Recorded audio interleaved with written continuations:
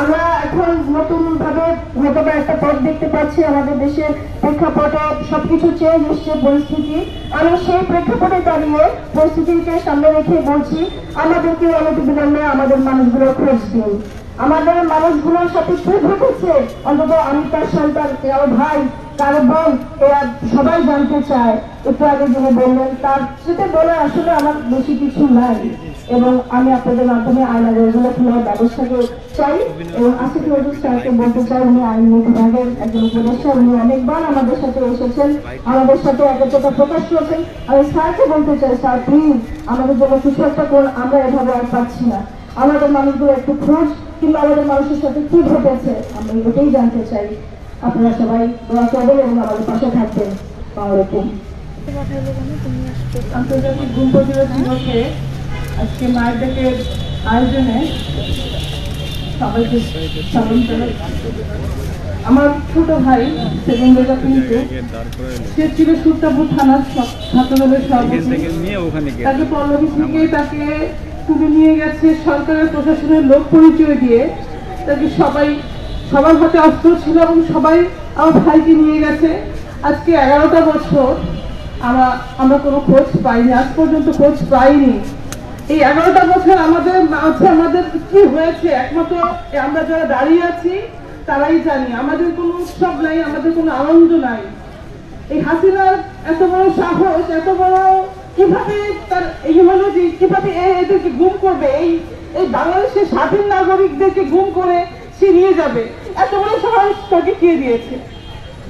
আমি আপনাদের মাধ্যমে জানাতে চাই যে হাসিনার হাজারবার ফাঁসি চাই, আমি হাজারবার। কারণ ওরা একটা ফ্যামিলি থেকে যে একটা ছেলেকে যে গুম করেছে তা শুধু নয়, আমাদের সবাইকে ওই সে খুন করে গেছে। কারণ আমার মা আজকে বলতে গেলে সে মৃত্যু পথযাত্রী এবং আব্বু কিন্তু মারা গেছেন। আমি নতুন অন্তর্বর্তী সরকারের কাছে আমি দাবি জানাচ্ছি, আপনারা আসছেন, আপনারা আমাদের এই ছেলেদেরকে গুম ফ্যামিলি যে ছেলেগুলো আছে তাদেরকে বের করার ব্যবস্থা করেন এবং খোঁজ দেন তাদের কপালে কি ঘটেছে। আমরা এই খোঁজটুকু চাই। আমরা এইভাবে 11টা বছর এইভাবে রাস্তায় দাঁড়িয়ে আর কাটতে চাই না।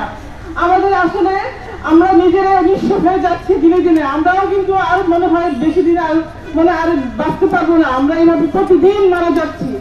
একটা ফ্যামিলি গুম হওয়া মানে প্রত্যেকটা পরিবারের সদস্যরাই তারা কিন্তু দিনে দিনে শেষ হয়ে যাচ্ছে। নতুন সরকারের কাছে আমার একটাই দাবি যে তারা অনতি বিলম্বে এই গুম হয়ে যাওয়া ছেলেদের কি ঘটেছে তারা আমাদের কাছে প্রকাশ করুক, এবং যারা এই গুমগুলো করেছে দায়ী ব্যক্তিদের সবাইকে বিচারের আওতা আনা হোক। সবাইকে ধন্যবাদ। আমরা ছোট ছোট কথা বলবো। আমাদের দেখতে পাচ্ছি আজকে আমাদের যে মানসিক ঘুমের শিকার হয়ে অন্ধকারে ছিল সেই সাবেক রাষ্ট্রদূত মারুফ জামান,